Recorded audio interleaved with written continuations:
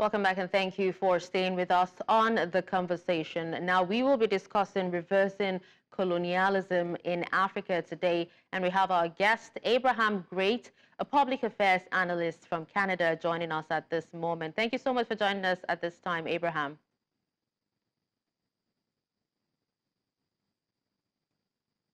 Thank you very much for having me.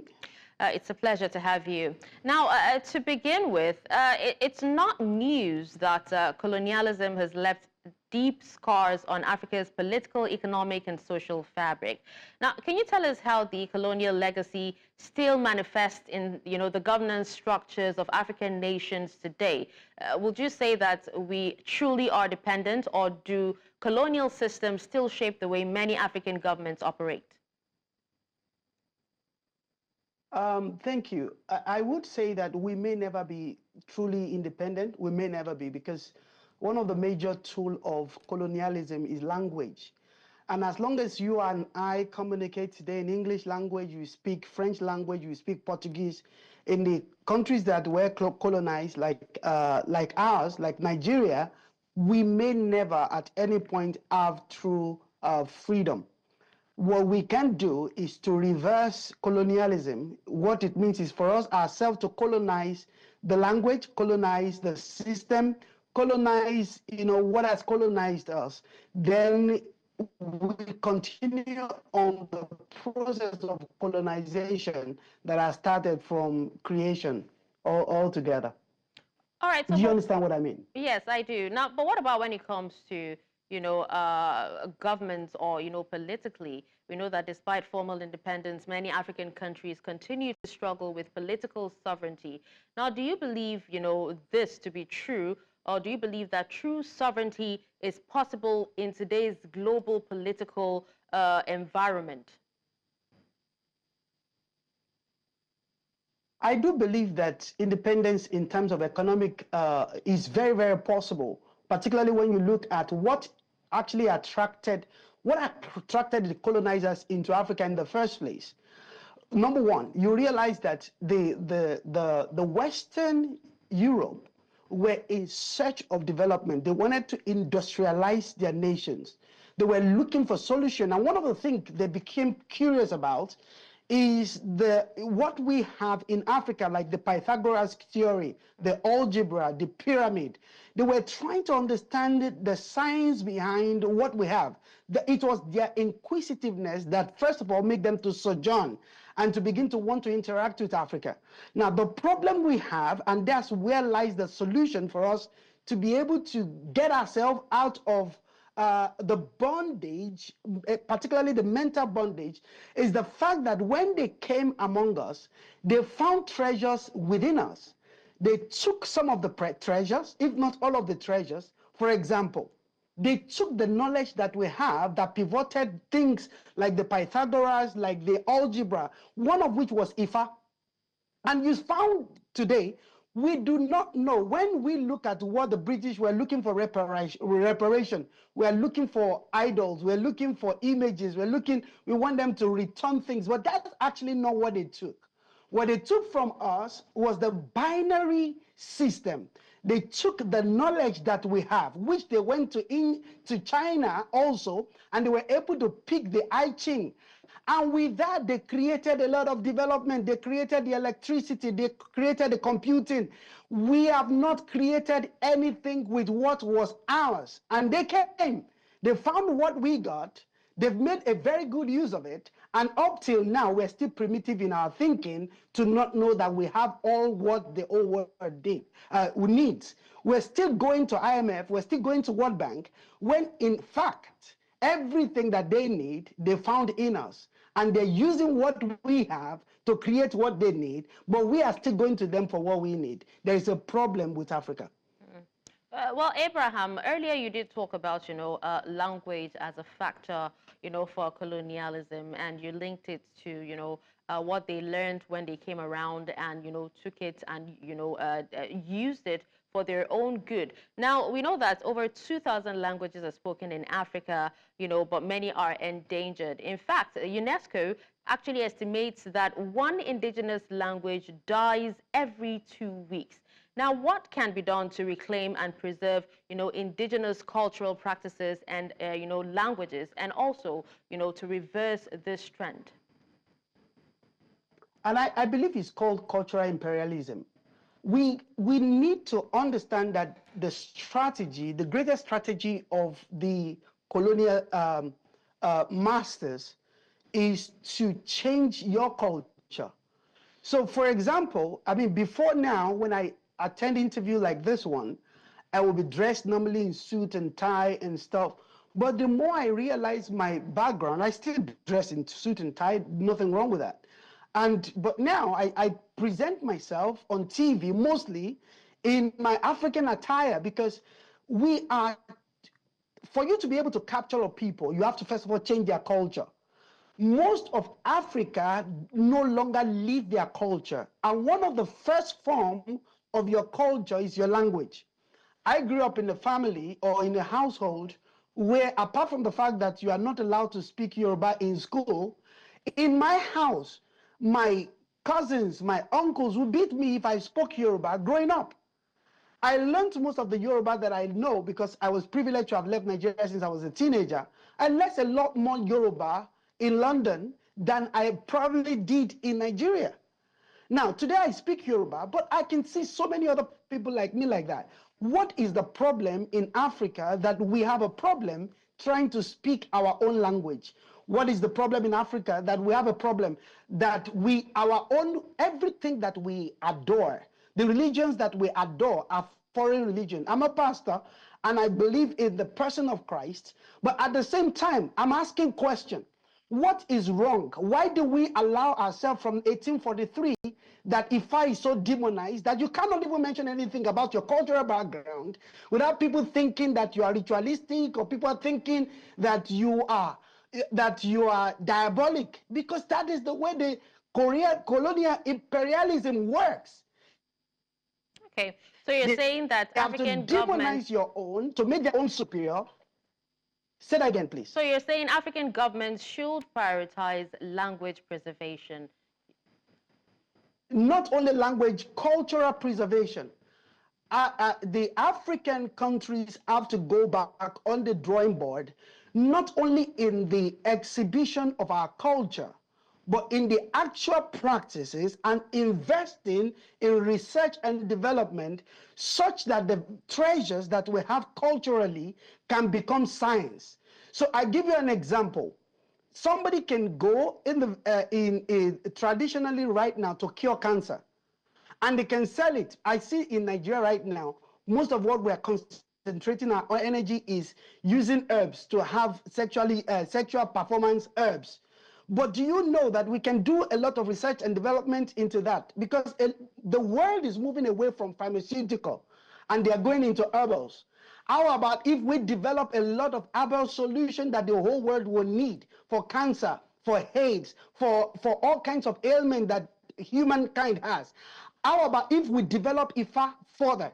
That if we can develop our own algorithms, we can develop our own computing system, we can develop our own system by understanding our own system of the binary system. So you realize, for example, that they understood the concept of Ogun, which is the god of iron, from us. But that this thing originated from, we do not even have a steel industry. Because for us, all we see is just the manifestation of this science. We have not turned them into theories, into hypotheses, we have not even found serendipity that can help us to develop our nations. Everything else seems like magic to us, but we can do it if our governments will put into research and development. Okay. Now, let's talk about, the economy. Africa's economy, remains heavily dependent on foreign investment, aid, and exports, of over 80% in raw materials, which is quite high. What do you believe are the obstacles to achieving economic independence? First of all, there is no nation that is developed at once. When you study the history of economic development of most developed nations, it took them, in many cases, hundreds of years. However, in modern time, we have a nation or two or three who had done it within 50 years. One is Singapore, another is the UAE. And yeah, those are the clear example, but you could also, from after the war in Korea, you could also count South Korea to have developed themselves. We need our nation, our leaders, our president. We need to create a committee that sits down and begin to study what did Lee Kuan Yew did with Singapore when they broke away from Malaysia. How are they able to have such a first world country in less than 50 years? We have to turn back within ourselves and begin to find solution. In some ways, we're on the right track. In many ways, we're off track. And the best way to realize it is that you need input from other nations, but not in form of loan alone, but in terms of intelligence, in terms of knowledge, in terms of science, in terms of development. Our bilateral agreement or arrangement needs to move from just sharing formula into a lot of knowledge sharing. For example, I was in China last week. In the last 2 weeks, I was in China. I go back last week. And I realized something on everywhere I turn in China, there is food, fresh food everywhere, fresh food. And I wrote on Twitter, our government needs to go and study China food security. Food is not only cheap in China, food is fresh, extremely fresh. Almost every nooks and corner, everywhere, every hotel, you eat to satisfaction, you eat healthy. How did the China achieve food security? So when we are partnering with China, we are having a trade arrangement where they will pass on that knowledge to us, where they will transfer some of those technologies to us. Because one of the major problems in Nigeria today is that food are too exorbitant. How did they create that system? Finally, if I can add this, I am not a full proponent of democracy because I believe that democracy is a secrecy for supremacy. Somebody is still governing, you are copying somebody, you're trying to do something. China as a country had managed to create a system for themselves that is not dependent on the Western democracy, and it allowed them to, for example, there is no election like we have election every 4 years, killing ourselves, disturbing ourselves, having haters, you have this team, you have that team, you have the progressive, you have the obedient, and then people are fighting every 4 years. Some people are doing rituals, some people are killing people. China don't face all of those problems. How do we work with China to actually recreate a system of governance for ourselves that is not just US or UK dependent, a system that we are copying? Not that this system is not good, but I don't think with how diverse we are, how many ethnicity we have, that we can sustain democracy. We will keep killing each other. We will keep talking against each other. We'll keep slagging each other. We keep pulling each other down. What can we learn from China? We can learn the system of governance, and we can create something that African nations can now begin to copy Nigeria. That guess what? Nigeria were able to formulate a new system. Up until now, the world have been following the Greeks, we're following the Roman, we're following the Jew, we're following the British, we're following the Americans. When is it that Africa is going to rise up and say, you know what? We can govern ourselves. We can create or we can curate a system that the whole world can envy us and say, wow. After all, the United Arab Emirates is not democracy. The UK itself is not a democracy. The UK is a monarchic system of governance. The UK only uses democracy for election. What can we learn from all of this system? Okay. Now, it reminds me of, Walter Rodney's. I'm assuming it still applies to, trade. That's global trade. It reminds me of Walter Rodney's How Europe Underdeveloped Africa, which pointed out that Africa's underdevelopment, is not an accident, but a result of centuries of exploitation. But now let's come back to the question of land and resource ownership, which remains central to Africa's, sovereignty. We've come across, countries who have actually ejected, some of the French and US troops in Africa. What more can we do to regain control of our natural resources from multinational corporations and the likes? First of all, we need to know that we have a treasure, particularly Nigeria, the largest black nation on the earth. Nigeria has a very fantastic pool of the diaspora. And I believe that Nigerian diaspora is part of the solution to Nigerian problem. Here is what we have at the moment. I do not believe that the nation's getting rid of French presence and stuff like that. I don't still believe that that is the total solution, because these nations still have a way of proliferating your nations by proxies. You know, like for example in Nigeria, we don't have French presence, we don't have American system, we don't have British military in our place, but a lot of our mineral resources is still, as I speak to you right now, contracts has still been signed with Arab nations. The richest people in Nigeria are still bringing in some of the richest people in the Arab nations or in America and what have you, who are still controlling our mining sectors, who are still controlling our gold, our oil, our lithium, and stuff like that. There are still clandestine arrangements as we speak today that a lot of oil fields in Nigeria are still being signed to foreigners. Until we get to a point where we understand that within ourselves, we can create a system that manages our resources and use our resources the way Kuwait is using their resources. They might be small in population compared to us, like the way Qatar has done, where all the resources is not just for a few citizens who are the elite, but that the return on investment per our resources is reflective in the life of an average Nigerian. Like the Kuwaitis, that is the strongest currency in the world today, Kuwait. That a Nigerian can sit down tall anywhere in the world to know that by the number of the cubic metric tons of oil, of gold, of lithium that we have in the country, that their wealth is tied to it.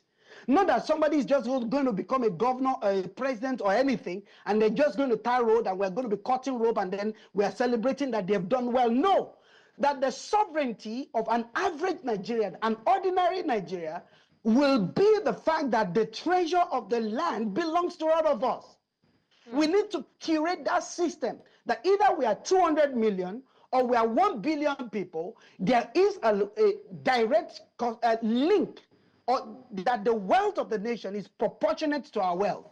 That is how we can develop as a nation. But for as long as we continue in the current system, where we elect people, where people become ministers, and they are playing hard to get, they themselves sometimes don't know what they're doing, and when they're in that position, they're trying to sign deals with as many people around the world as possible, which will make just them and a few people wealthy. That is still not a system that is going to benefit many. Okay, Abraham. Now, out of all of these factors, right, some critics are more particular about, the colonial education systems, that were introduced, which have actually left a legacy that still impacts the way young people are educated today in Africa, whether we like it or not. Are there reforms that are needed in African education systems to promote self-reliance and also indigenous knowledge? There's a proverb in Yoruba that says that that means that is saying that the idol should help me or liberate me. If you cannot liberate me, please leave me the way you meant me. We need to understand, first of all, that our mindset have been changed, and it might have been forever changed.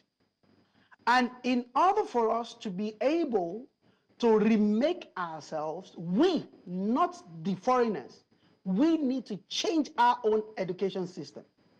There are countries like Switzerland, for example, where everybody that went to school came out speaking 3 languages. In Nigeria, we need to be determined that all of our major languages should become a language of education. We also need to go back. I will advocate, if I become a senator or become a president of Nigeria today, one of the bills that I will raise is that every Nigerian should be taught our binary system like IFA. Every one of us should be able to understand the algorithm of the binary nature and the system of the coding. And we need to begin to rethink. Today, if you are to read the words of Orunmila, or if you are to read the words of our own forefathers, you'll be seen as though something is wrong with you. But we don't have a problem quoting David. We don't have a problem quoting the prophets, the Islamic prophets. We don't have a problem quoting any other foreign gods. But when you mention, if I mention something today and I mention a word of Orunmila, somebody say, are you not a pastor? Are you, what have you? Have you become diabolic? Is something wrong with you? Until we are able to change this intrinsic setting in our head, we are not ready to revolutionize ourselves. Now, Africa's voice in global, service structures, such as the United Nations, and the rest have actually remains relatively weak, right? And we've seen that Africa actually represents 54 of the 193 UN member states, but still, our voices remain weak, and there have been calls even since, from the last 2 years for there to be a balance when it comes to, Africa and, having their voice heard in the United Nations and the likes. So I want to ask, what can African nations do to actually ensure that their interests are more effectively represented, especially in global institutions? Well, we can do a few things. One of which is we have to be intentional in reversing colonialism. We have to be intentional about reducing our dependency on the global leaders, financial leaders, like the IMF, like the World Bank. We also have to be intentional in making our internal policies, internal governance, internal books. Our central banks need to become more creative, more productive, in such a way that we're not looking and waiting for instructions from the IMF, from the World Bank. Because why do we go to those places? We go to those places to have our debt written off, to borrow more money, which is not a bad thing, because the world the money system is global. The currency system of the world is a global. And in that system, there is credit rating. Even America, the most developed nation on the earth, they themselves still go to these places to borrow. But we have to, first of all, make sure that from the home front, starting with our politics, is tighter. This politics and system of fighting one another every time, denigrating the country, and that's where we start for. The Yoruba people say that that means we sell Nigeria too cheap. On a daily basis, there are those who wake up on tweeting bad things in the foreign market, in the global market. It works by speculation.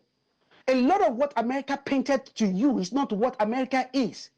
There are more crimes in America today than there are in Nigeria. There are more crimes happening in London right now than there are happening in Lagos. There are more people dying of suicide in the UK, in America, than there are in Nigeria. But every little thing, we are denigrating our countries, we are denigrating our president, we're denigrating. For as long as we still live like this, we're still going to have the supremacy of the West over us in terms of colonialism. So what about the African Union's role in all this struggle?